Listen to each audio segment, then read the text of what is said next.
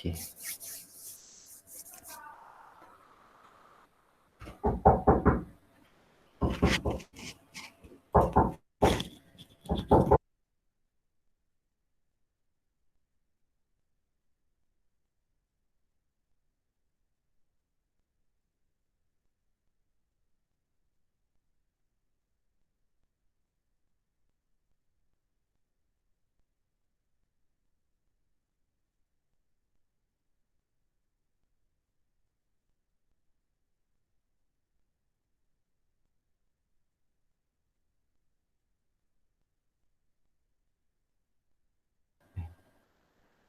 Sekejap hold on.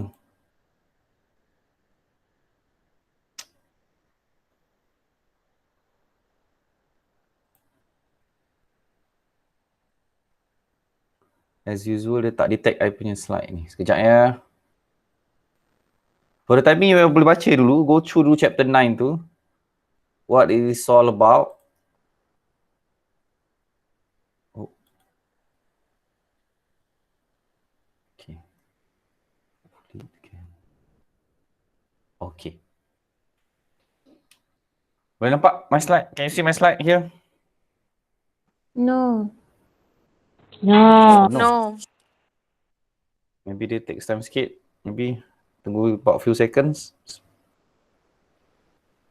Dah. Dah. Okay, good. Right. So, in our previous class, it's about our payments and accrual. So, so far, do you have any questions about this? Maybe ada some of you dah go through the question in the textbook ke, or go through question in the final exam question kan? Might be you have some questions about these prepayments and accruals maybe? Nak tanya dulu before I start with the account receivable? Ada? Nak tanya apa-apa? Regarding your prepaid expenses, accrued expenses. Hopefully adalah ya yang dah go through soalan final exam. Kan last class I ada minta kan you tengok soalan tu, tak minta you solve pun. Okay, tak perlu nak solve the question pun because kita tak habis lagi cover adjustment. Just go through the question, tengok macam mana dia ask you in term of settling the adjustment. Okay, ada? Tak ada? Okay, kalau tak ada kita straight away to our second adjustment. Adjustment on accruals, account receivable. Okay. Right. So now let's look at the page 116 there. Right. Now let's look at the first paragraph there. So apart from adjustment made for accruals and prepayments of income and expenses, a business also has to make adjustment on accounts receivable. So the adjustments include bad debt expenses, bad debts recovered, allowances for doubtful debts, and discount allowed. Okay, so these are the adjustment under topic 9. Okay, so you have a bad debt expenses, bad debts recovered, allowances for doubtful debts, and discount allowed. So bad debt expenses tu adalah hutang lapuk lah. Hutang lapuk nanti saya cerita bagi tahu lah. What do you mean by bad debts? Bad debts recovered adalah hutang lapuk yang telah dipulihkan. Okay, allowance for doubtful debt will be peruntukan hutang ragu, and discount allowed adalah discount yang kita bagi. And this one you dah belajar dah sebelum ni kan, discount allowed. Okay, so as explained in previous chapters, selling of goods or services can be categorized into cash sales and credit sales. However, most of businesses sales are on credit basis. So the credit terms allows debtors or receivables some time to pay back their debts. So normally between 1 to 3 months. So offering credit terms exposes a business to the risk of some customers not paying for the goods sold or services rendered to them. Okay, so it's happen when you have this kind of certain customers that we can say as reluctant to pay or very slow in term of paying the amount due to you. So benda tu macam mana you nak pass that kind of adjustment? How can you solve that kind of issue? Okay, if let's say you have your customer, but customer you already pass away, contohnya kan, ada customer tapi customer you dah meninggal. Contohnya. Jadi macam mana you nak tuntut hutang dia tu? Dia pula tak ada waris yang lain. Tak ada anak, tak ada pasangan dan sebagainya. Tak ada. So macam mana nak tuntut hutang tu? Ataupun maybe customer tu dah muflis. Okay, dah disahkan, diisytiharkan oleh pihak mahkamah sebagai seorang yang dah bankrupt. So bila you dah customer tu dah bankrupt, Jadi macam mana kita nak tutup hutang daripada dia? Memang dia tak ada duit langsung dah. Duit dah habis. So macam mana kita nak tutup, nak settlekan isu dia ni? So it's all about in this chapter lah. Okay, itu kalau kita dah tahu masalah customer kita. Tapi kalau kita ada a few customer tapi kita tak boleh nak detect macam mana, apa masalah customer tu, kenapa dia lambat bayar. Kita call, message ke text whatsoever, dia aja. Kalau bayar pun sikit-sikit sangat. Very slow. Hutang tu boleh settle dalam masa 3 bulan, dia ambil masa sampai 9 bulan, sampai 12 bulan nak settle kan. Jadi macam mana kita nak solve the issue? Okay, so this is what we in this chapter is all about. Now, let's look at the next one. So ni ayat kata tadi lah. You have bad debts recovered, allowance for doubtful debt, and your discount allowed. Okay, so how can we treat this kind of transaction? Okay, so now let's look at the table in the textbook lah. So receivable debts payment structure and the necessary statement in the financial statement are as follow. Okay, now let's look at A. So debt payment structure, when the customer made very prompt payment and within the discount period, so kita akan bagi the discount allowed. So this one we already covered in previous chapter kan. Okay, in term of you punya discount allowed and discount received, cash discount, trade discount and so on. So dan itu kan kita ada video semua kan, so you boleh tengok balik lah kat situ. So when your customer paid in very good schedule, maksudnya dia ikut dia punya jadual pembayaran tersebut, jadi you can give them discount allowed. So when you give them discount allowed, so that discount allowed will be treated under SOPL as your expenses kan, di mana kita akan tolak daripada you punya sales straight away. And then in the statement of financial position, it will give increase in term of cash or bank and decrease your account receivable. So that will be the treatment under statement of financial position. Now let's look at B. B, when customer paid after the discount period. Mungkin dia tak bayar awal tapi dia bayar okey lah. Tak terlalu awal, tak terlalu lewat. So tak ada discount. So bila no discount, so tak ada apa-apa treatment dalam statement of profit or loss. But in statement of financial position, your cash or bank will increase and the account receivable for the respective customer will be decreased. Okay. And then C. Now let's look at C. Customer is reluctant to pay. Dia bukan tak nak bayar tau. Dia macam liat nak bayar. So bila dia lihat nak bayar, apa kita kena buat? Kita kena pass satu adjustment yang kita panggil sebagai allowance for doubtful debts. Okay, so in SOPL we will treat either increase or decrease. Kalau increase, so you jot down sikit lah dalam unit text tu. If increase in allowance for doubtful debt, dia akan consider sebagai expenses. Okay, kalau allowance for doubtful debt you meningkat daripada setahun ke setahun, dia kenaikan itu okay, dia punya perbezaan kenaikan itu kita akan consider dia sebagai expenses. But if in current year there is decrease in allowance for doubtful debt, maksudnya daripada tahun lepas you compare dengan tahun ni, you tengok ada kejatuhan dalam nilai allowance for doubtful debt. So nilai kejatuhan itu kita akan letak dalam SOPL under income. Okay, so increase in allowance for doubtful debt will be treated as expenses, but decrease in allowance for doubtful debt will be treated as income. Okay, and then in a statement of financial position, you will have allowance for doubtful debt that you will put under current asset, then you will deduct from your account receivable. Okay, kalau you tengok dekat chapter 7, okay, tengok dekat chapter 7 sekejap, pergi dekat page 88 kan, format tu, 89 ke 88 tu. Oh, sir. Ya. Sorry, minta lah. Ada yang dah request untuk masuk tapi tak accept. Oh ya ke? Oh, sorry. Saya tak perasan pula sekejap ni. Oh, sorry. Oh, Alisa. Okay. Sekejap I admit dia dulu. Oh, mana dia?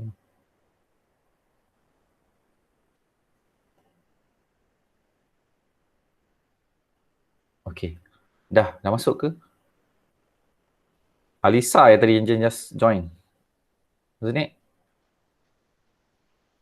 Sir. Okay, thank you, sir. Alisa, you there? Dah masuk ke Alisa, you there? Yeah. Yes, ada. Okay. Sorry ya. I tak perasan pula. Okay. Right, tadi kat mana kita? Oh, I kata minta tolong tengok dekat format. Okay. Kita tengok dekat format page 89. you go to page 89 in terms of your format of statement of financial position. Okay, under current asset, you can see that you ada allowance for doubtful debt. Itulah dia. Yang kita tengok dalam table 9.1 tadi kan, dekat C tu, allowance for doubtful debt under statement of financial position. So that will be the location where you will put your allowance for doubtful debt. Yang mana kita kena tolak dengan kita punya nilai accounts receivable. Okay, got it? Alright. So next, patah balik kepada page 116 tadi, table 9.1 tu. D. D apa? Customer is unable to pay. Ni yang kata tadi. Yang tadi apa beza dengan C? C tu is reluctant to pay. Itu bukan tak nak bayar. Ataupun tak boleh bayar. Dia boleh bayar tapi dia liat nak bayar. Itu C. Tapi D ni bukan pasal liat, memang tak boleh nak bayar langsung. Memang tak boleh nak bayar langsung. Due to what? Due to bankrupt or debt. Sama ada dia telah bankrupt ataupun dia telah meninggal dunia. Okay, so apa kita kena buat dengan dia punya hutang dia? So kita akan treat hutang dia sebagai bad debts. Okay, kita akan treat hutang dia sebagai bad debts, hutang yang lapuk. Dan apa kita akan effect kepada statement of financial position? Kita akan tolak daripada account receivable nanti. So the one that you see in page 89, yang nilai account receivable you tu adalah selepas dia tolak dengan bad debts. Okay. Right, so nilai account receivable yang kita letak di dalam current asset di bawah statement of financial position adalah nilai account receivable yang telah ditolak oleh dengan bad debts. So the net lah, net figure. Okay, right, now let's go to E pula. Yang last kali E, customer settle debts after debts had been considered as bad. Tadi kita ada customer yang dah bankrupt kan?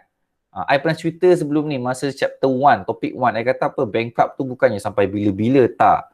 Okay, bila mana seseorang itu telah diisytiharkan sebagai muflis, actually dia boleh perbaiki kehidupan dia, perbaiki dia punya financial portfolio dia, perbetulkan keuangan dia semua, sampai satu masa yang mana mahkamah berpuas hati dengan status keuangan dia, so status muflis dia tu boleh dilucutkan. So dia boleh menjalani kehidupan seperti biasa. Got it? So ada kata ada customer you yang macam itu. Okay, so dia ada sikit duit, dia dah kerja, buat kerja macam-macam kerja lah. So dia dapat duit sikit, ada harta sedikit, ada cash sedikit. So dia datang balik pada you dan dia kata, okay encik, saya nak settlekan hutang saya yang telah encik hapuskan sebelum ini. Okay, dia rasa bertanggungjawab kan, dia rasa hutang tak kena bayar. Dia tak aman. Walaupun you dah cancel hutang dia, dah consider sebagai bad debt. Tapi customer tu rasa bertanggungjawab untuk bayar. So you kena settlekan lah, bad debt recovered. Ini je lah untuk bankrupt. Untuk debt tu tak adalah maksudnya, oh mayat tu hidup balik datang. Tidak. Maksudnya mungkin tiba-tiba datang waris dia yang you mungkin tak tahu. Rupanya dia ada waris. Tengok-tengok dia tak kahwin. Oh tak ada anak. Rupanya ada anak. Rupanya. Contohnya lah kan. So ada waris datang, settlekan. Oh ini adalah saya nak settlekan hutang orang tua saya. Dia dulu ada hutang dengan cik. So now saya datang untuk settlekan hutang dia. Boleh. Kira ambil lah, terimalah pembayaran tersebut dan jadikan dia sebagai bad debts recovered. So bad debt recovered under statement of profit or loss will be treated as income. Okay, bad debt recovered under statement of profit or loss will be treated as income. So bila I cakap ni, jot down lah dalam table you tu. Siap-siap jot down. Okay, so under statement of financial position, apa effect dia? It will increase your cash ataupun bank. Tengoklah, customer tu tadi waris tadi tu bayar pakai cash ataupun bank. So kalau bayar pakai cash, then increase your cash. If they pay in term of check, then increase your bank. Okay, but it will not affect your receivable. Dia takkan affect your receivable at all. Dia terus consider sebagai income.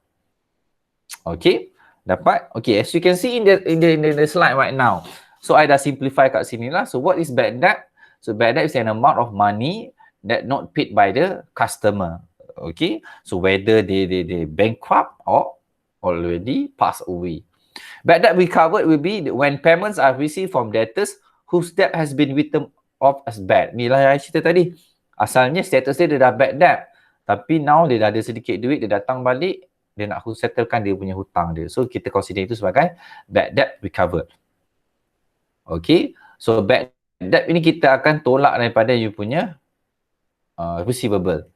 Okay, so amount ni we will deduct, okay, with receivable. Deduct from receivable.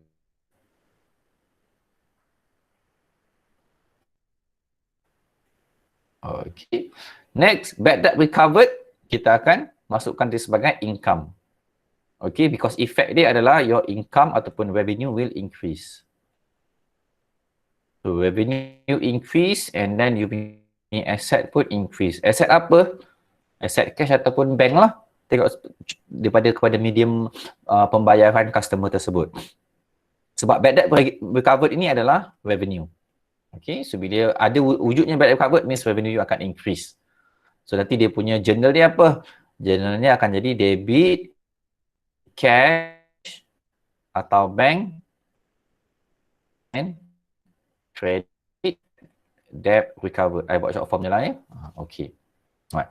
Next, just now kita ada sentuh sedikit pasal allowance. Okay, what is allowance for doubtful debt? Okay, dia kata, it's a possible amount of provision that of money that cannot be paid by debtor in foreseeable future. Since kita ada customer yang reluctant to pay the amount due, but we are unable to detect who are the customers that reluctant to pay this. So kita tak tahu siapa. Kalau kita ada ramai customer kan, okay, takkan kita nak kata semua reluctant, tak, ada juga yang bagus yang bayar. Jadi apa kita buat? So setiap tahun kita kenakan sedikit allowance, peruntukan untuk kita consider itu sebagai doubtful debt. Doubtful debt ni kita hutang yang kita ragu sama ada dia bad debt ke ataupun it's a good debt or healthy debt ke, tak. Kita tak tahu. Okey, jadi kita katakan itu sebagai doubtful debt. Hutang yang kita ragui sama ada boleh dibayar ataupun tidak oleh pelanggan kita. Jadi apa kita buat? Okey, kita akan kenakan sedikit allowance. Kat sini ada formula dia. Percentage of allowance times account receivable tolak new bad debt. Okey, ni lah. So account receivable ni kita kena tolak dengan any bad debt. Kalau ada, tolaklah. Kalau tak ada, tak payahlah. So times dengan the percentage of allowance. Percentage of allowance selalunya diberi dalam soalan. Okay, so kita kena calculate allowance for doubtful debt tu. Dan kita compare previous year dengan current year allowance for doubtful debt. Jadi kalau kenaikan, berlakunya kenaikan, then kita akan jadikan jumlah kenaikan itu sebagai expenses. Tapi kalau berlaku penurunan, nilai penurunan itu kita consider dia sebagai income. Okay. Oh, just now I forgot to say. This bad debt macam mana kita nak pass adjustment dia. Okay. So bad debt ni kita akan debit accounts allowance for doubtful debt. Kita akan credit kita punya receivable lah. Account receivable. Okay. Kita akan debitkan satu account namanya allowance for doubtful debt. Kita akan creditkan account receivable. Alright. Okay. Now kita akan pergi kepada dia punya recording. Okay, how to record. Okay, so, but before that, you kena tengok kat 9.2, dia kata apa? There are two methods used to record bad debts and the allowance for doubtful debt, which are direct write-off method and allowance method. Okay, so kalau you tengok, if you go to page 117, you can see that one table that differentiate both method, allowance method and direct write-off method. Okay, now, for our syllabus, we will use allowance method only. Okay, so direct write-off method tu, you boleh ambil pensil, you pangkahkan saja. Kita tak pakai. Okay, according to our standard, okay, Malaysian accounting standard, okay, we are opting for allowance method. Kita tak gunakan write-off method atau kita tak dibagi pilihan. So Malaysian style, they choose to opt for this allowance method. So you ambil pensel, you potong write-off method tu dengan perenggan tu lah 9.3 kan. Bawah tu ada 9.3, dia cerita pasal write-off method, yang itu pun you potong. Sekali dengan example, I think example 9.1, yes. Yes, example 9.1 tu pun potong, tak payah tengok. Alright, because we are focusing on allowance method. Okay, dapat? Boleh faham? Okay, right. Now, let's look at the allowance method there. So, kat situ dia ada bagi increase in allowance for doubtful debt, decrease in allowance for doubtful debt, bad debts written off and bad debts recovered. Ni yang I tunjuk sikit tadi. In previous slide, this one. Okay, so kalau increase in allowance for doubtful debt, so, boleh nampak kat situ lah dia punya journal dia. Debit doubtful debt, credit allowance for doubtful debt. And then B, debit statement of profit or loss and credit the doubtful debt account. Okay. And then decrease pula. Okay, sama juga. Debit allowance for doubtful debt, credit doubtful debt account.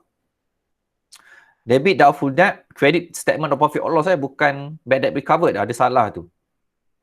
Okay, credit statement of profit or loss. Alright, dapat ya? Okay, kemudian bad debt written off. Dan yang itu betul lah, allowance for doubtful debt, credit receivable. Ni yang sama macam I punya ni. Okay, debit allowance for doubtful debt and credit receivable. And then for bad debt recovered, okay, kita tengok yang B tu. Record the payment, so debit, cash or bank, credit, receivable, and then closing entry, debit, bad debt recovered, credit statement of profit or loss. So bila kita combine kan, ketiga-tiga tu actually dia debit, cash or bank, credit, bad debt recovered. That's all. Itu sahaja. A, B, C tu kita boleh combine together, jadikan dia simple journal macam ni sahaja. Debit, cash or bank, and credit, bad debt recovered. That's all. So bad debt recovered ni akan masuk dekat income lah nanti, dekat revenue. Okay, now let's proceed to page 119 in term of how to record lah. How to record them. Okay, so kita ada how to record bad debt here. Okay. Ini kita write off ni. Okay, sekejap I tengok balik, takut tersilap.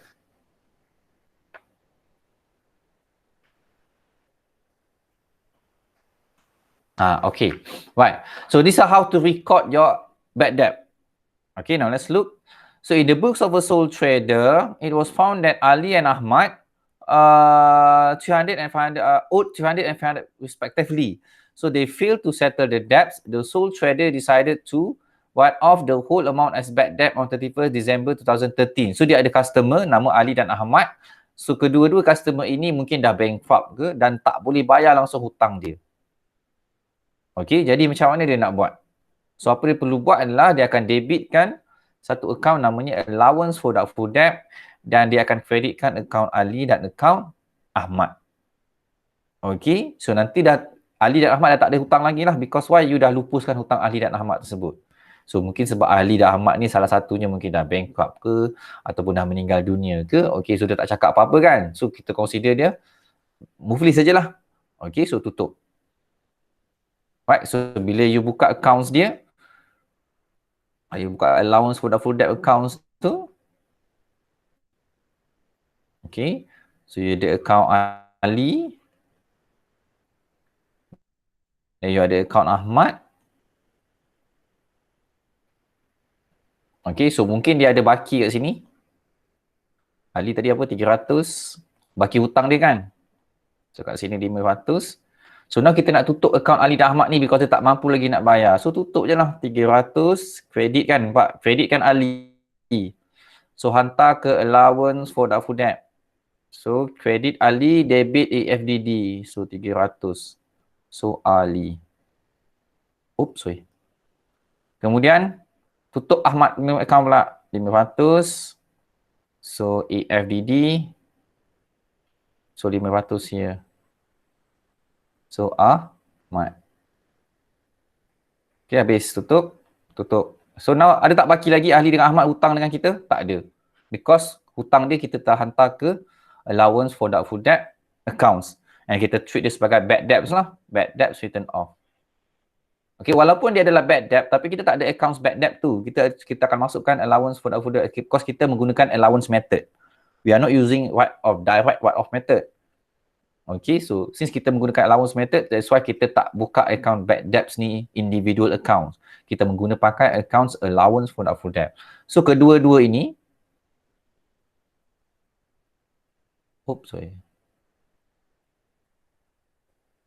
so kedua-dua item ini adalah bad debt written off. Bad debts lah. Okay, competence how to record bad debt bila dia bad debt written off. Okay, dapat? Any question so far? Dia tak akan appear dalam you punya statement of profit or loss ataupun statement of financial position. Previously, kalau write off method yang pertama yang I show you cancel tu, you akan nampak bad debts tu wujud dalam expenses in your SOPL. But for allowance method, there will no more bad debt written off in your SOPL because dia terus tolak daripada allowance, dia terus record dalam accounts allowance for doubtful debt. Okay, dapat ya? Any question so far? Ada soalan nak tanya? Ada soalan nak tanya kelas? Tak Anybody? ada. Any question? Boleh faham? Okay. So kita pergi kepada bad debt recovered pula. Okay. Kalau bad debt recovered, I think you can refer to page 124 tu lah. Dekat situ pun ada contoh.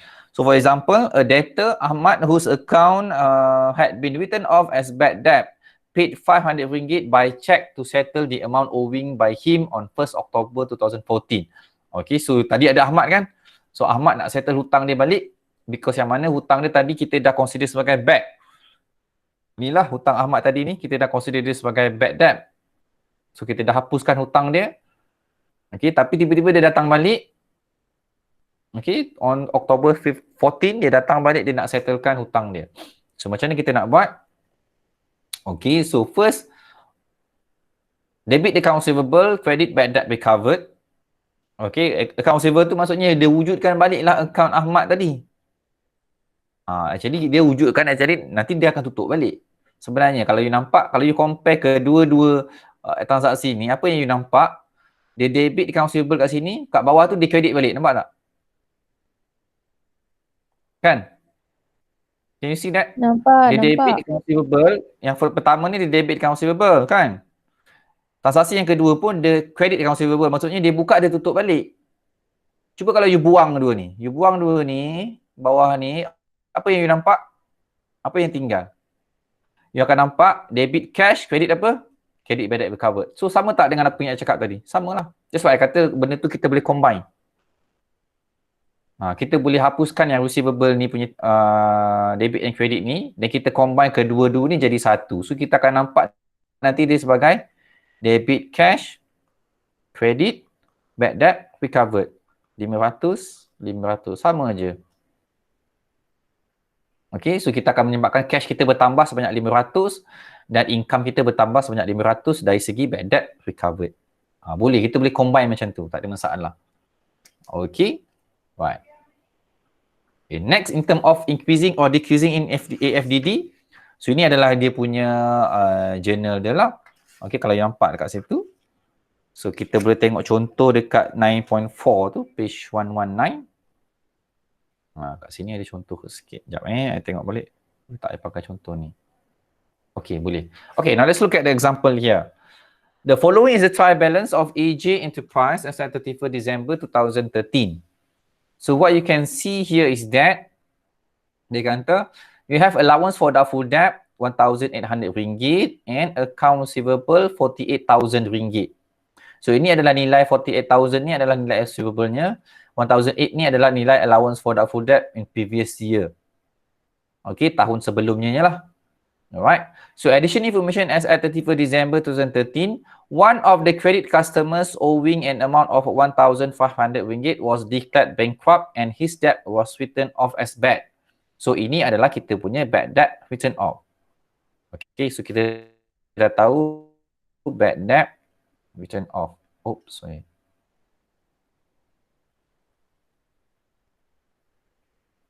Okay. Alright. So RM1,500 adalah bad debt written off yang mana nanti kita kena buat apa? Kita kena tolak daripada nilai receivable ini. Keluarkan 1,500 ni dah termasuk dalam ni.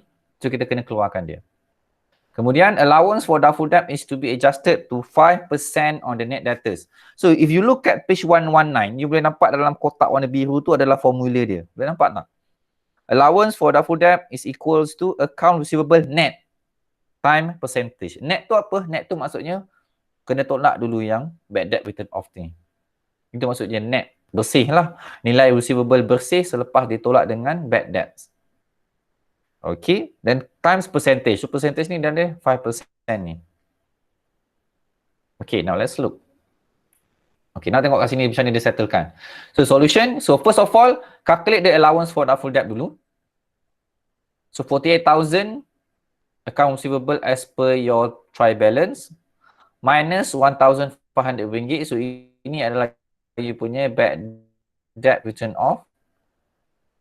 So ini adalah you punya receivable as tak titik pula kat atas tu kan. As per trial balance. Okay, so tolak kan. So ini adalah you punya rate. So bila you calculate, you dapat 2, 3 doubtful debt bagi tahun tersebut. Tahun bila you calculate ni 2013. So nilainya adalah untuk 2013. Apa beza 2325 ini dengan 1800? 1800 ini adalah opening balance dia. Balance BD.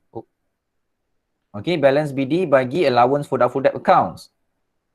Right. The one that you had calculated just now, 2325 ini adalah balance CD dia. Nampak dia bagi tahu kat sini. This figure will be the closing balance or balance CD in allowance for doubtful debt account. Balance BD is 1008, nampak? Okay. Dapat? Nampak tak? Can you see that? So now you ada balance BD 1008 and balance CD is 2325. Okay, so kalau kita buka accounts dia, kalau you nampak ni lah accounts dia ni, so ni adalah accounts allowance for doubtful debt. So kedudukan balance BD dia adalah sebelah kanan. You can see here, 1800.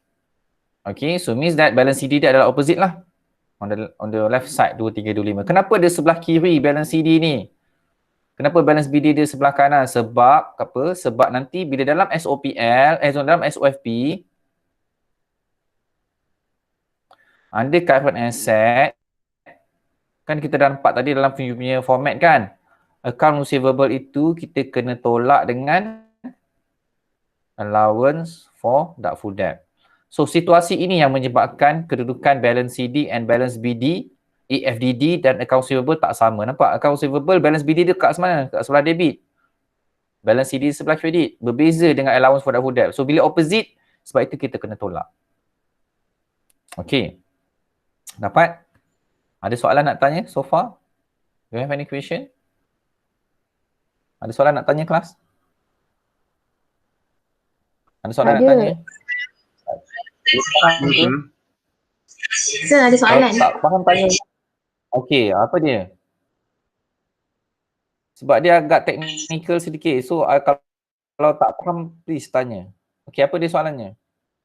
Bad debt dengan bad debt recover, dua-dua tu kena tolak dengan account receivable Tak. Yang kena tolak dengan account receivable only bad debt sahaja. Bad debt written off tadi lah, bad debt sahajalah yang kita kena tolak. Yang bad debt recover tak perlu. Bad debt recover, kalau you tengok tadi, contohnya kan tadi mana yang I buat tadi? Yang I dah simplify. Actually dia wujudkan balik. Yang ini, yang first one ni, debit receivable credit bad debt recover 500 ni, dia wujudkan balik Ahmad tu. Tadi kan Ahmad tu kita dah tutup. So dia wujudkan balik akaun Ahmad tersebut. Lepas tu dia tolak tu sebab Ahmad nak bayar hutang. Itu saja. Tapi sebenarnya kita boleh skip transaksi ni, jadikan dia satu sahaja journal. Ni kata tadi lah. Okay, tak payah wujudkan balik akaun Ahmad dan tolak balik akaun Ahmad tu. Just gunakan akaun cash and bad debt recover. Itu sahaja. So debit cash, credit bad debt recover. That's all. Nampak tak? Okay, yang kena tolak daripada receivables itu adalah bad debt sahaja. Bad debt written off tadi. Okay, dapat? Boleh? Am I answering your question? boleh. Boleh. Okay, good. Right, now let's go back to here. So you can see that your allowance for doubtful debt kan kat sini. So you dah masukkan akaun balance BDU 1,800 as per TB tu. Kemudian you masukkan you punya balance CD 2325 as what you had calculated before yang ni. Okay. Kemudian kita akan debitkan allowance you punya bad debt written off. Ni kan yang 1,500 ni. Coba depan tadi lah. Ni kan. 1,500 bad debt written off tadi ni, apa dia punya journal dia? Kalau kita tengok, dia akan debit allowance for doubtful debt, betul? Dia akan credit receivable. Okay, so kita nak tengok yang debit allowance for doubtful debt ni kat sini lah. This one. Nampak? Dia debit allowance for doubtful debt, dia tolak receivable lah, ni pasangan dia. So dia debit sini, dia credit sini. Oh, sorry. Okay. So now receivable you dah net. Nampak 46,500. Baki asal 48,000. Tolak dengan hutang lapuk tadi, dapatlah 46,500. Okay. Now kita tengok you punya allowance for doubtful debt tadi. So bila you dah dapat amount tu, you dah ada bad debt kat sini. You dah ada opening balance, you ada closing balance. Then you find the balancing figure. Bila you find the balancing figure, you nampak kedudukan balancing figure tu sebelah kanan. Kat sini. So, bila kedudukan kat sini, kita namakan dia sebagai bad debt. Ini menunjukkan berlakunya kenaikan lah. Increase in your bad debt. Increase in your, allowance for doubtful debt. Okay. Kalau kedudukan again, cakap, if your bad debts ni, item ni, ataupun balancing figure dia, appear sebelah credit dalam allowance for doubtful debt. So meanings to say ini adalah increase in allowance for doubtful debt. Dia tak tulis item tu as increase in allowance for doubtful debt, okay? Dia gunakan nama bad debts account tu. Itu dia agak confusing sikit. Lepas tu saya kata kalau you tak faham you tanya sebab dia agak confusing sikit. Kenapa nama dia ni? Tapi dia adalah increase. Faham? Right? So because kita tak ada account increase in allowance for doubtful debt. Tak ada. Kita ada account bad debt, allowance for doubtful debt. Itu namanya allowance method. Okay? So now yang penting kita tengok balancing figure ni. Kalau balancing figure ya appear on the credit side. Okay, so dia akan jadi expenses. Kan saya kata tadi. So ini maksudnya apa? Ini adalah increase in allowance for doubtful debt. Oops, sorry. But if the balancing figure appear on the debit side, contohnya dah dekat sini. Okay, sebelah debit. Kalau balancing figure appear on the debit side of allowance for doubtful debt, dia akan jadi opposite way. Dia akan jadi apa? Dia akan jadi decrease in allowance for doubtful debt. Okay, so nilai kalau appear kat sini, dia akan jadi, decrease in allowance for doubtful debt yang mana kita akan consider dia sebagai revenue ataupun income. Okay. Dapat? Ada soalan nak tanya? Mungkin nanti kejap lagi kita akan tengok contoh soalan lain. Astaghfirullahaladzim. Apa salah saya punya pen ni duduk?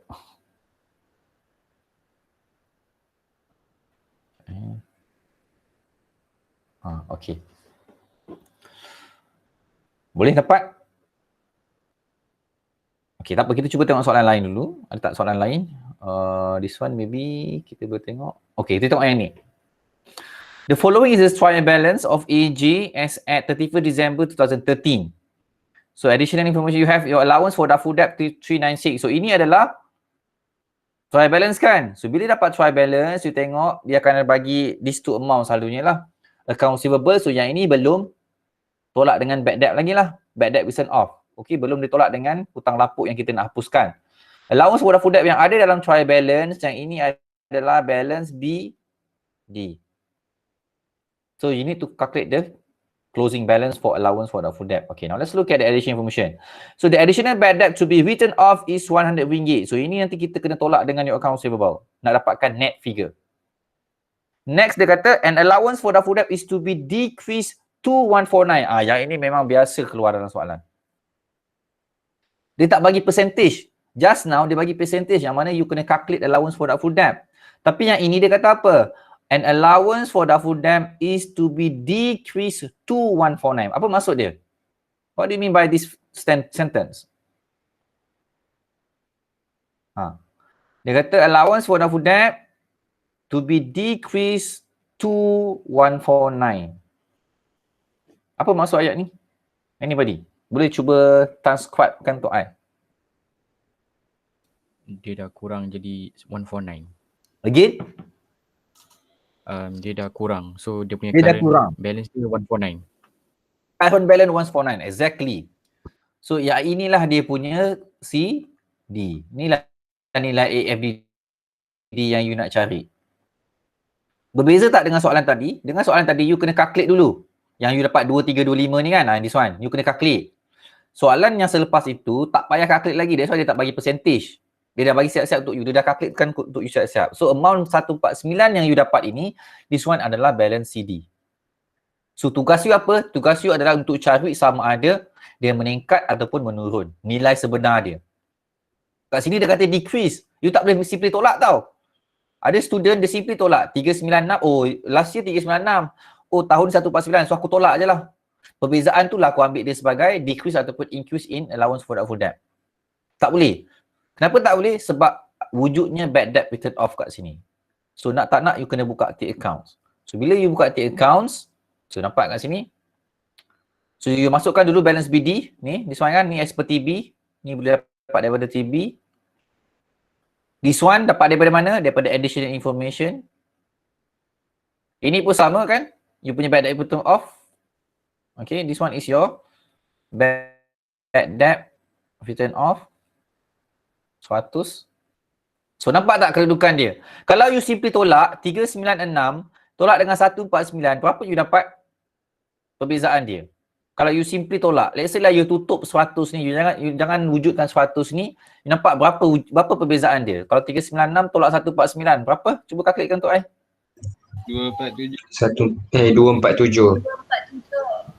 247 kan? 247 betul tak? Tapi kenapa kat sini 147? Nampak tak? So you cannot simply tolak aja. Opening tolak closing, tak boleh. Untuk dapatkan sama ada perbezaan dia tu naik ataupun menurun. Tak boleh. Sebab apa tak boleh? Sebab ada item, satu lagi item kat situ yang kita namakan bad debt written off tadi. This one. So bila ada benda ni, sebab itu kenaikan ataupun penurunan dia berbeza. So meaning to say you cannot simply tolak BD tolak CD untuk dapatkan sama ada dia naik ataupun turun. Tak boleh.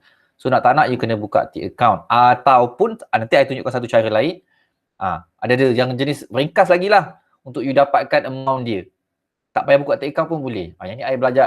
Ini student yang cadangkan pada I. So why don't kita tak payah buka active account, kita gunakan macam ni saja. This is good. Dia ada inovasi sendiri lah. So nanti I akan share benda tu. Tapi first of all, you kena tengok dulu. First again, I kata tadi, you cannot simply deduct the balance BD and balance CD in order to find the differences to be clarified either it is increase or decrease in allowance for doubtful debt. Tak boleh. Because wujudnya bad debt betul. Kalau tak ada, yang 100 ni, contohnya kalau 100 ni tak ada kan, tak wujud, fine, tak ada masalah. You boleh tolak je lah. Beginning BD tolak CD, fine. Tapi sebab ada bad debt written off RM100 ni, so tak boleh. Baik, so now kita tengok macam mana dia buat. So tadi kita nampak kan, so 147. So on the left side. So tadi kalau right side, I kata apa? Yang ini adalah expenses. So bila dia left side, ya ini akan jadi income. Okay, dia akan jadi income. So boleh tengoklah kedudukan soal bad debt dia kat sini dengan yang satu lagi. SOPL dia dekat mana? Oops, sorry. Okay. So this question SOPL dia on the right side dekat bad debt. So ini maksudnya simbol expenses lah. Dia bagi Q yang ini adalah expenses. Kemudian yang satu lagi SOPL dia sebelah kiri on the left side. So ini maksudnya dia bagi Q pada kita, ini adalah income. Okay. Dapat? So kat sini dia tolak lah kalau account receivable. So dia dapat net 15,000 as per TB minus bad debt written off RM100. So balance will be RM14,900.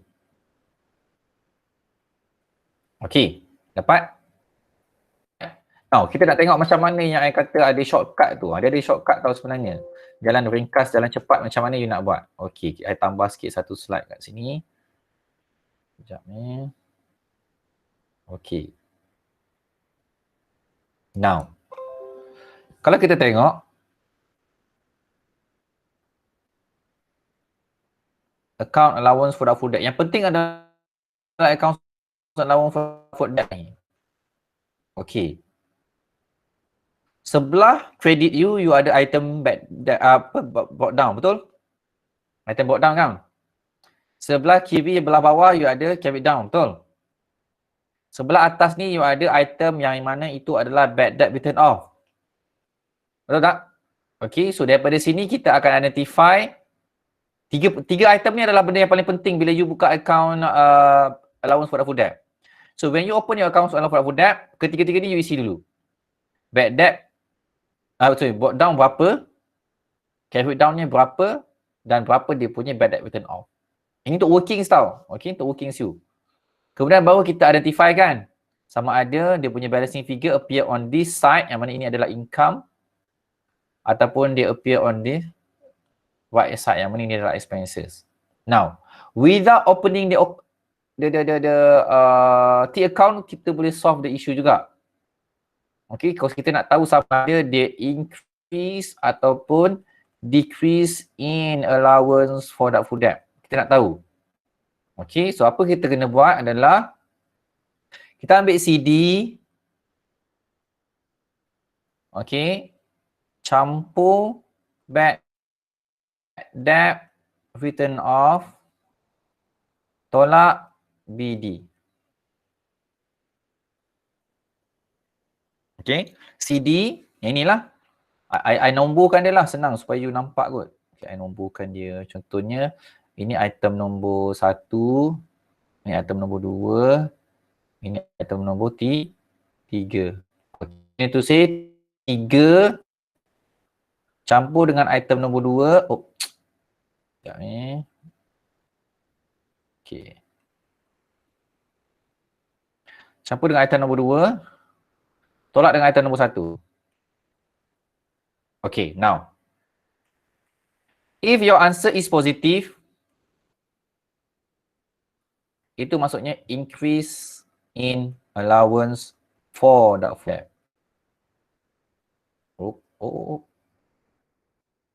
If your answer is negative, then itu maksudnya decrease in allowance for doubtful debt.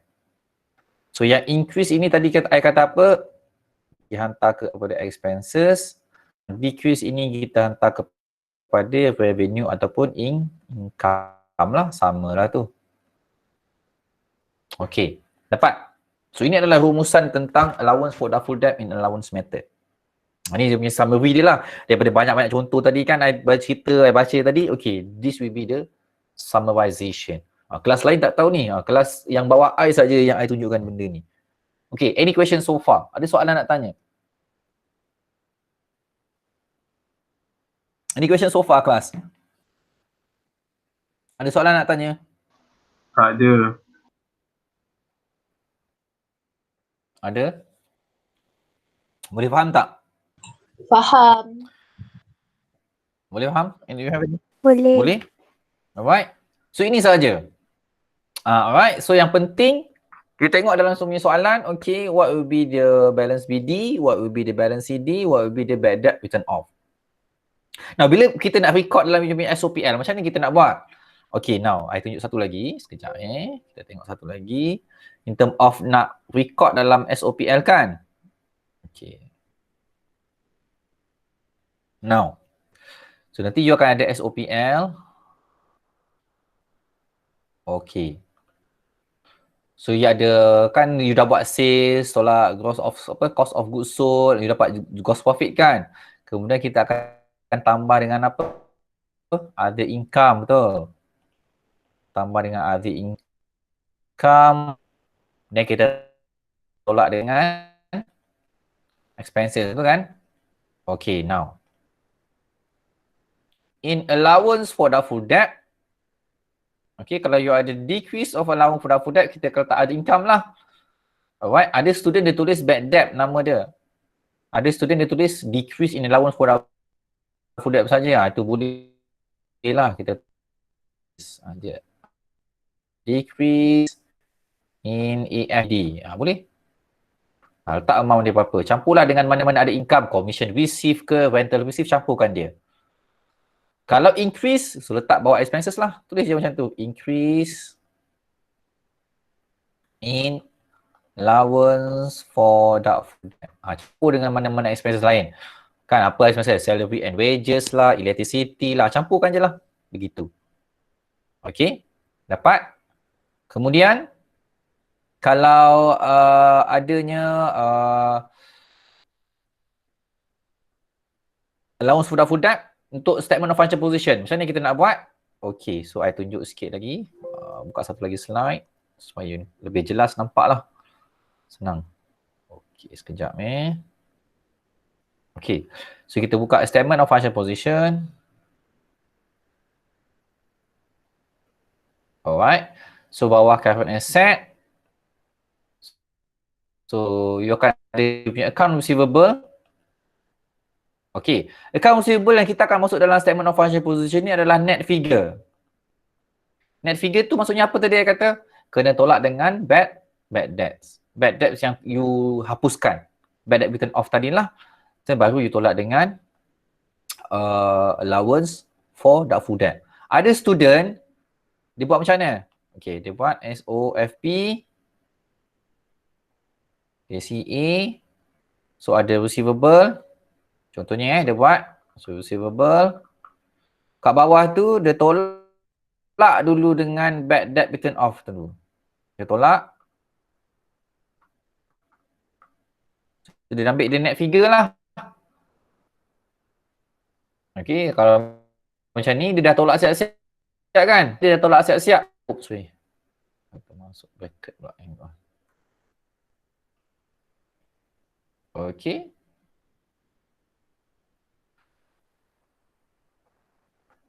Okay. So format 1, kalau you nampak, dia dah tolak bad debt written off tu siap-siap. Format nombor 2, dia nak wujudkan bad debt written off tu dalam bentuk bracket. Boleh juga because kedua-duanya akan bagi input yang sama, output yang sama. Boleh, you boleh gunakan kedua-dua method. Cuma yang dalam textbook you dekat page 89 tu yang nombor 1 ni lah. Yang ini ada student dia nak tunjukkan bad debt written off tu. Boleh, tak ada masalah. Sama je sebenarnya. Okay. Kemudian bila untuk bad debt recovered tadi kan? Kan kita ada bad debt recovered. Okay, bad debt recovered macam ni kita nak buat? So bad debt recovered akan appear kat sini lah. Bad debt recovered. Dia kan income. Kan dia kata efek dia apa? Kenaikan dalam you punya revenue income kan? Oops, sorry. So letak kat sini. Campurlah dengan mana-mana income yang lain. Okay. So satu lagi kesan dia kepada you punya asset, betul kan? Bad debt recovered tadi, so kesan dia kepada asset. Contoh katalah customer you tu bayar pakai cash. Okay, so apa kita akan buat? So you ada account cash tu. Okay, cash itu katalah cash dalam as per TB, as per trial balance, cash you tu 1,000. Contohnya lah. Contohnya. So campur dengan cash yang you dapat untuk bad debt recovered. Let's say lah 500 kan, Ahmad tadi kan. Hutang dia dah lapuk, tiba-tiba dia nak bayar balik, so campurkan. So dapatlah 1,500.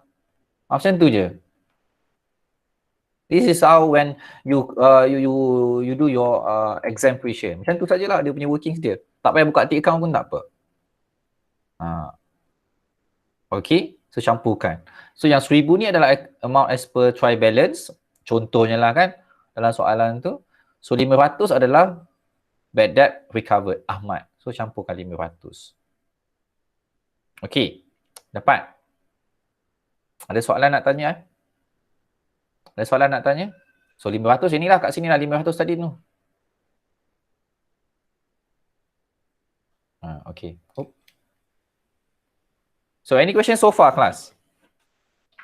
Do you have any questions so far? Ada soalan nak tanya? Do you have any other question class? No. Boleh faham? Okay, kita cuba tengok satu soalan daripada past exam question. Sekejap I cuba buka satu past exam question.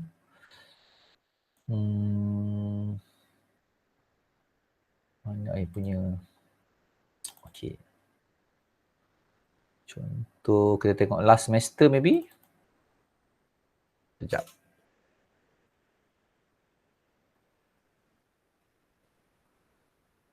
Oh, lambat pula nak buka. Okay. Alright.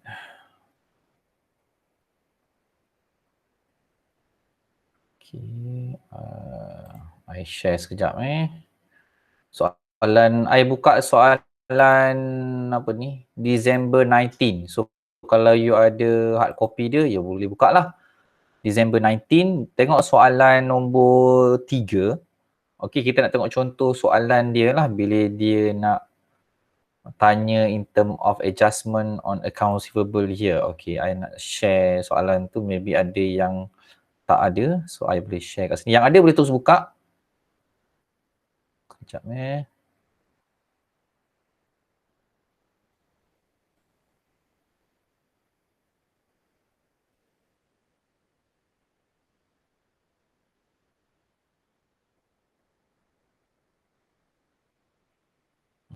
Oh. Mana pula I punya ni? Ni bukan. Oh, tak detect. Sekejap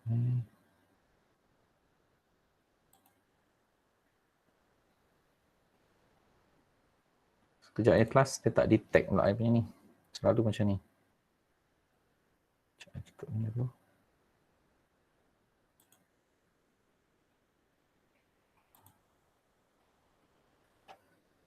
Oh, I think last week pun kita menghadapi masalah yang sama. Bila I nak share soalan exam je, dia macam problem. Sekejap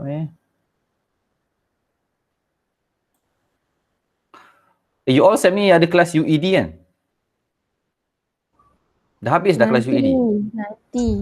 Belum. Oh, belum buat lagi? Belum. Ustaz. So you punya PA belum start. So you punya PA kata nak buat bila? You punya lecture UED tu kata nak buat bila? Week 14. Week Week 14. 14? Oh, okay. Oh, dia nak buat week 14. Oh, okay. Sempat ke tu? Sebab dia 4 kali jumpa je. Sekali jumpa 2 jam. So total 8 jam lah. Oh my god. So entahlah. Oh, mungkin ikut lecture tu lah mungkin dia boleh cover sebab dia ada assignment tu. Assignment dia pula individual assignment. Ada 2 assignment. Satu portfolio individual apa entah. Personal video content apa benda entah. Hopefully sempat lah you buat tu. Alamak. Masih tak boleh nak boleh share lah. Sekejap kelas. I punya ni kenapa dia tak detect I punya soalan ni. Buat ni.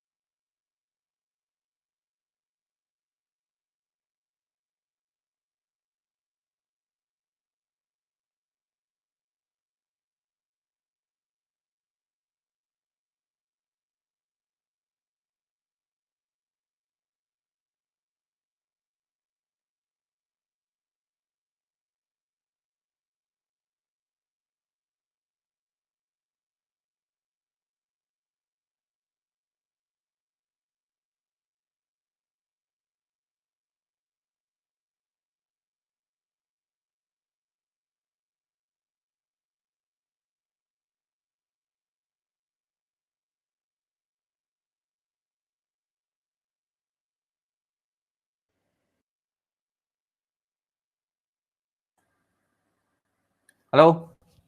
Boleh dengar I tak? Can you hear me? Ya, boleh. Why? I tak tahu kenapa tiba-tiba Boleh. mic I pula problem. Aduh, weh, macam-macam halangan pagi ni. Kena solat duha lepas ni.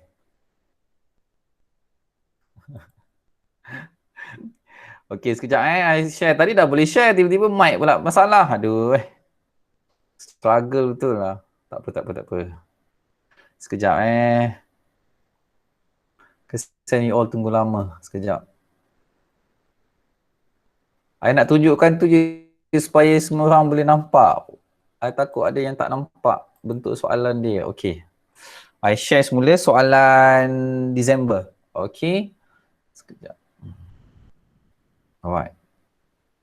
Sekejap maybe dia takes time sikit. Okey, boleh nampak tak I punya soalan Disember 19 ni? Boleh. Boleh nampak? For those yang ada hard copy boleh tengok dekat soalan hard copy dia lah. Yang ada soft copy saja tu mungkin dah screen dah pakai untuk I macam ni, nak tengok balik, nak tengok dia punya soft copy pula masalah pula kan. Okey, tak apa, I dah share dekat sini. Okey, so kita tengok apa yang you ada.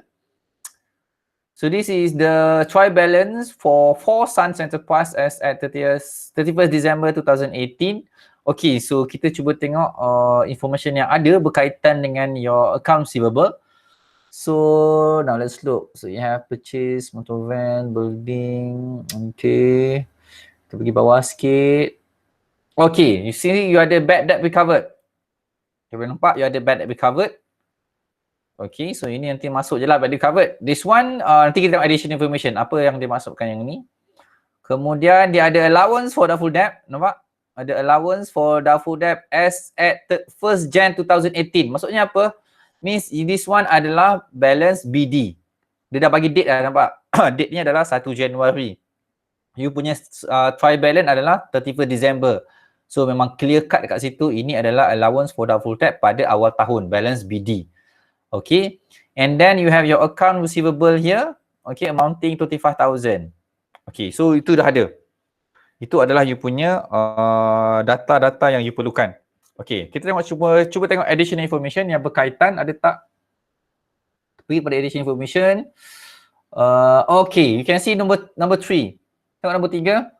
Allowance for doubtful debt is to be increased by 1,000. Apa maksud dia ni? Apa beza dia dengan yang tadi? Yang tadi, yang baru sekejap tadi saya bagi contoh tu kan, yang dah siap-siap, dah tak ada percentage, dia terus bagi. Apa beza yang itu dengan this one? Yang tadi decrease. Yang tadi decrease, yang ini increase. Okay, fine lah. Tapi the exact difference apa dia? Yang ni kena tambah. Yang ini kena Tambah. Sebab increase by. Increase by, exactly. Yang tadi tu pasal tak? Sebab tu I bulatkan perkataan tu. Decrease to, maksudnya dia turun kepada amount itu. Yang ini apa? Kenaikan sebanyak ini. Maksudnya apa? What do you mean by that? Meaning to say, yang tadi example yang I bagi, dia dah bagi you balance CD. Betul tak? You tak perlu calculate lagi dah allowance for doubtful debt tu. Because dia dah bagi siap-siap balance CD dia. Yang ini dia tak bagi balance CD, tapi dia bagi apa? Dia terus bagi increase number tu. Beza dengan contoh yang sebelum ni, kita kena calculate kan sama ada dia naik ataupun dia turun. Nak classify sebagai expenses ataupun income. This one tak payah classify because dia dah bagi tahu siap-siap dah. Increase by 1,000. So bila dah increase, maksudnya apa? Expenses lah. Dia dah bagi siap-siap. Understand? Dapat? Tapi apa yang kena buat untuk step ni walaupun dia dah bagi? So you kena calculate dia punya balance CD. Sebab balance CD dia tak bagi kan? Because nanti nak masukkan dalam you punya SOFP. Okay, nanti kita tengok balik apa lagi dia punya information yang berkaitan. Ni interest, fixed deposit. Okay, tak ada. Dia ada bad debt written off. Dia tak ada bad debt written off. Jadi macam mana kita nak selesaikan benda ni? How can you solve this? Okay, so kita ambil information yang penting dulu So you tolong jot down untuk I. Alright, so nanti I tunjuk dekat dalam Google board ni. Okay, I share I punya Google Bot. Sekejap.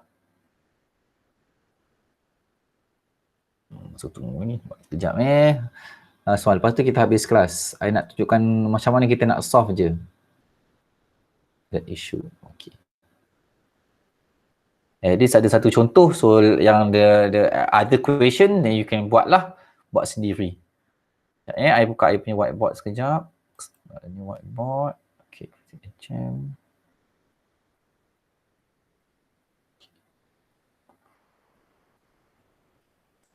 Kalau I tak tunjuk, I tak senang hati. At least I dah tunjuk so that at least you ada sedikit gambaran so that next question boleh buat sendiri. Sekejap ya. Dia buka dulu. So you dah identify. Kalau you dah buka T-accounts tadi, kan I dah identify kan item nombor 1 apa, item nombor 2 apa, item nombor 3 apa.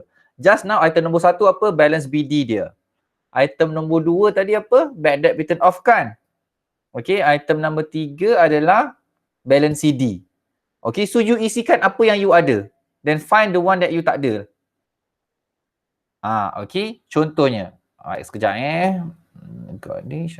Okay. So, mana I punya jam? Okay, tak buka. Okay, dah.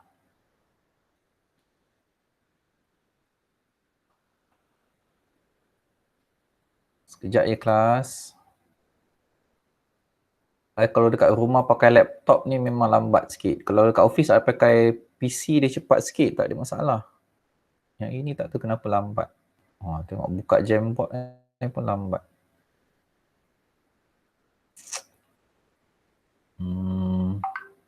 You ada kelas kan pukul 10? Ada. Ada. Okay. I habiskan ni cepat sikit dan kita boleh dismiss lah. Okay, sekejap Aduh, lambatnya lah.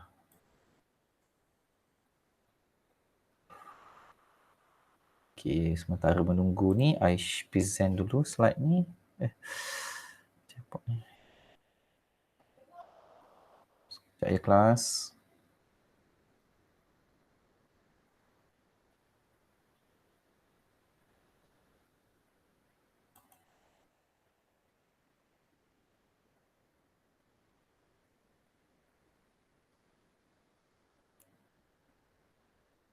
Okay. Tu.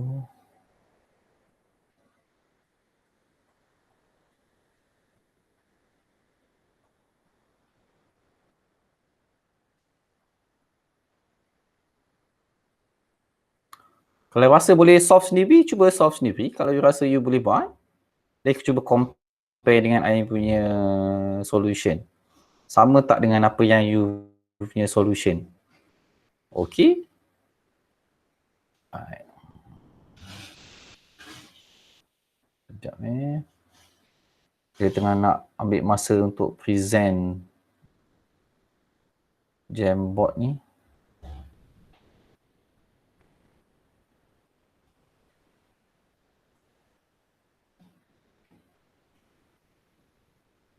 Okay, boleh nampak tak I punya Jamboard ni?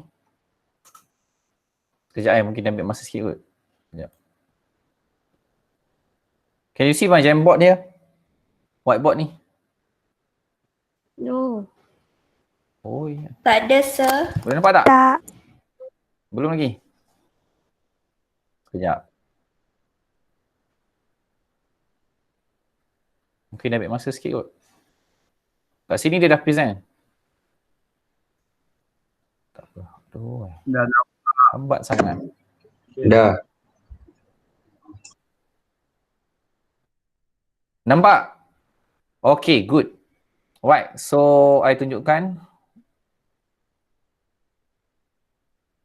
Okay. So, okay, now let's look. Okay. As per TB. Okay, you have your account. Oops.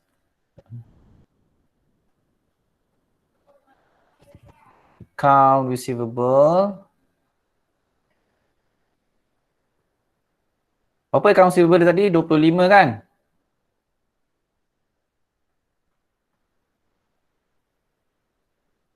Okay. Kemudian you punya allowance for doubtful debt, balance BD. Berapa dalam trial balance tadi?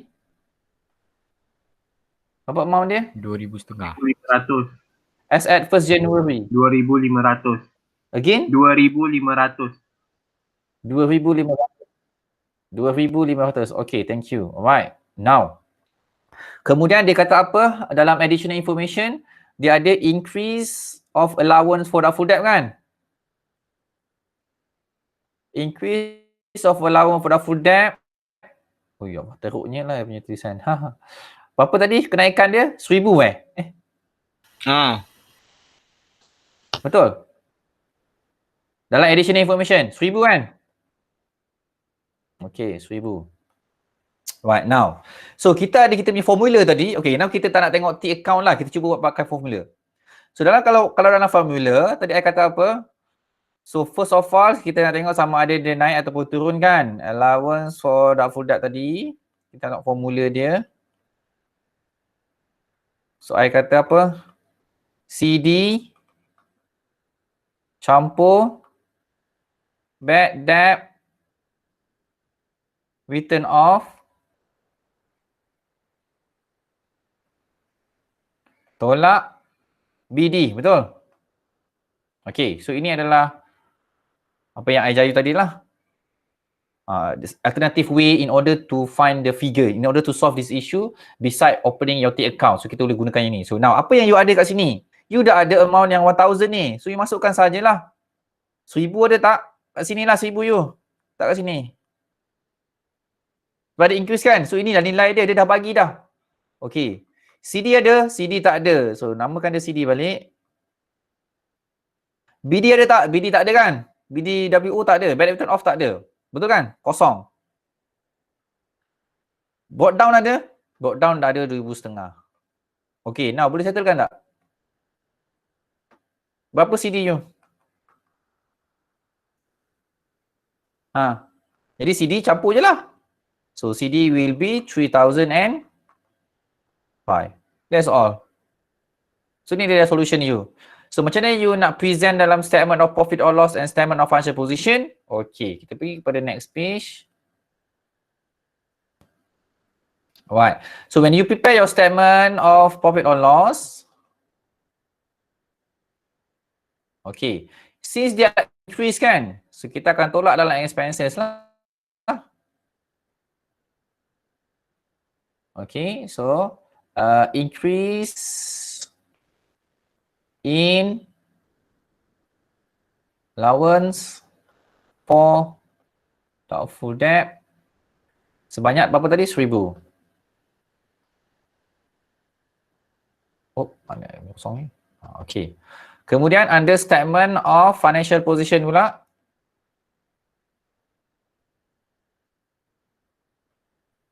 Okay. So you have your receivable. Berapa tadi? 25,000 kan?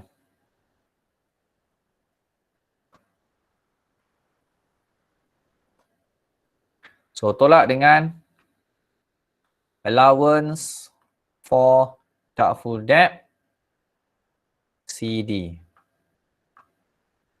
Berapa tadi kita dah calculate? 3,500.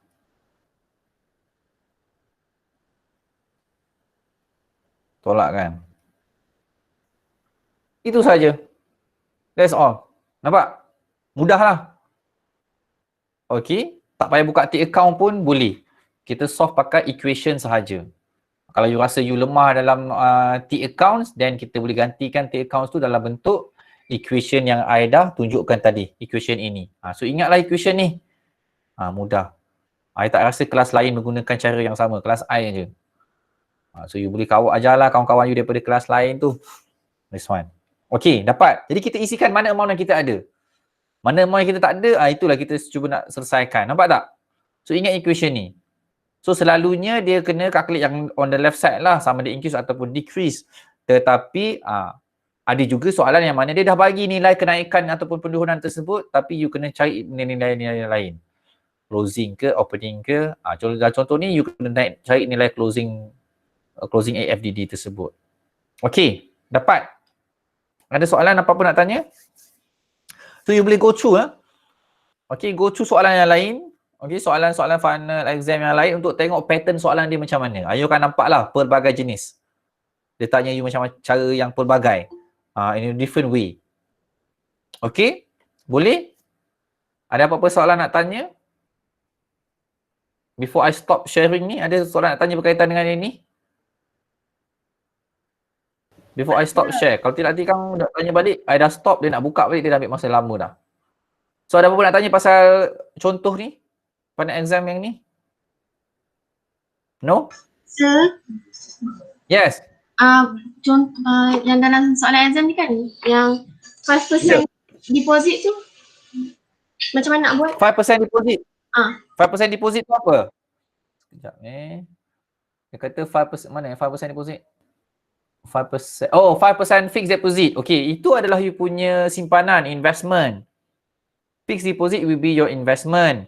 Berapa jumlah simpanan you adalah 30,000. 5% tu apa? 5% tu adalah interest yang you dapat ataupun dividen yang you dapat. Okay, kalau kita tengok dekat dia punya additional information, kalau you tengok additional information dia, you nampak tak nombor 5? You baca additional information nombor 5.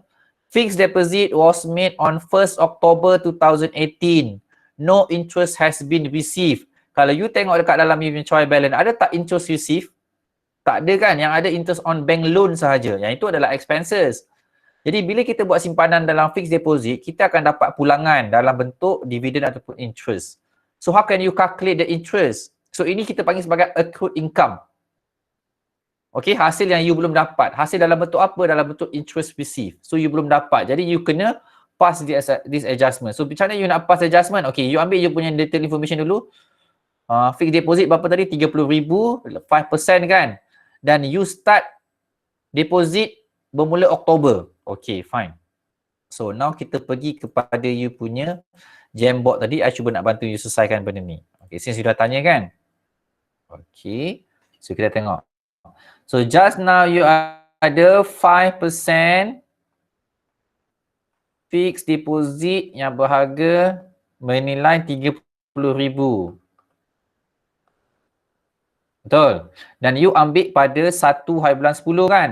1 Oktober untuk tahun tersebut. Okay. So interest dia belum ada lagi. Jadi you kena calculate interest on receive dia. Interest on deposit tersebut lah. Interest receive. Ada pakai interest on the fixed deposit. Ada orang pakai nama interest on fixed deposit. Ada orang pakai nama interest on interest received. Okay, sama je lah. Ataupun interest income. Dua-dua sama. Okay tau. Now, macam mana kita nak calculate? So, first kita ambil dia punya principal. Amount yang you simpan. 30,000. Okay. Kali dengan percentage dia. Berapa percentage dia? 5%. So, kali 5%. Kali dengan tempoh simpanan tersebut. Now, you tak boleh kali 5% terus because you tak simpan genap 12 bulan. You simpan bermula pada 1 hari bulan 10. Bulan 10 kan? Jadi, daripada bulan 10 sampai bulan 12, berapa bulan? So, 10, 11, 12. 3 bulan. Jadi, you kena prorate lah, pecahkan dia. Kali 3 per 12. Cuba calculatekan untuk I. Berapa dapat ni? How much you get? 375. Tepat. Tak ada sen kan? Tak ada. Tak ada. 375 tepat. Okay. So this is your interest on fixed deposit ataupun interest received pada tahun tersebut. Jadi, okay, apa kita nak buat dengan 375 ni? So 375 ni, you tengok dekat I punya notes dekat yang next last class lah. Accrued revenue ataupun accrued income. Kita akan hantar dia ke SOPL. Di bawah revenue ataupun income. Kemudian kita akan hantar dia ke SOFP. Okay. Di bawah current asset. Okay. Itu dia punya adjustment. So di dalam SOPL kita akan tulis sebagai interest received lah ataupun interest on fixed deposit. Dalam current asset kita kena tulis apa? Kita kena tulis accrued interest received ataupun accrued interest on fixed deposit. Amount dia 375. Okay, dapat? Itu maksudnya 5% tu. 5% tu adalah dia punya pulangan dia. Pulangan simpanan dia. Okey. Boleh? Sir, dekat SOPL fixed deposit No. Yang 5% fixed deposit ni, yang ini, yang 30,000 ni, yang ni masuk dalam NCA. Okey, yang 30,000 ni kena masuk dalam NCA di bawah Statement of Financial Position. Yang masuk dalam SOPL hanya 375 yang interest 5% ini sahaja. 30,000 ni jangan masuk dalam SOPL sebab ini adalah asset. Interest dia adalah revenue, income. Understand? Nampak tak beza dia? Okey, faham dah. Okey, duit yang you simpan. Faham tak? Duit yang you simpan itu adalah duit investment you, duit pelaburan. Itu kita letak dalam asset, non-current asset kan. Tapi hasil simpanan tersebut, which is your dividend tadilah ataupun interest tadi, itu kita consider sebagai kita punya income. So masuk dalam SOPL. Jangan campurkan dengan 30,000 ni. No. Understand? Same goes to here. Yang ini. Yang CA ni accrued, jangan dicampurkan dengan 30,000. Sama juga. Ia kena asingkan. Yang ini CA. Yang 375 ni CA. Yang 30,000 ni NCA. Pecahkan dia. Jangan campur sekali. Nampak tak? Ready? Boleh? Boleh dapat kelas? Boleh. Boleh. Okay, good. Ada apa-apa lagi soalan? Any more questions? Tak ada, sir. Faham. Ada, sir. Tak ada. Okay, good.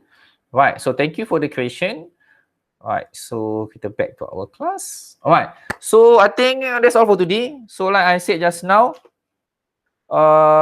you tengok balik soalan final exam yang lain yang mana kita tak discuss tu, you tengok, you go through dia punya trend soalan tersebut. So kalau ada apa-apa yang you rasa macam mana nak solve this kind of question ni, then come back to me.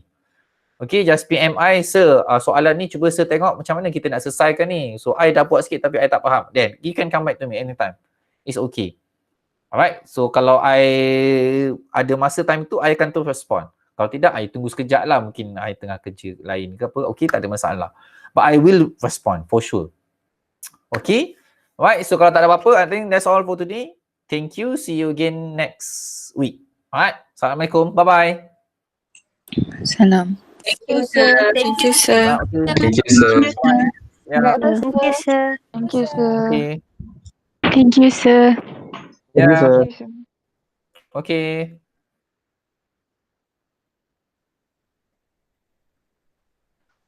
Sir, Yes. nanti kan sir ada record Gmeet ni kan? Betul. Nanti sir ada upload kat YouTube ke ataupun tak ada? Yeah. I think yang previous one pun I dah upload dah. Yang sebelum-sebelum punya kelas sebelum ni pun I dah upload. Ada juga kayaknya. Nanti you check. Tak lah. Again? Kiranya yang hari ni punya pun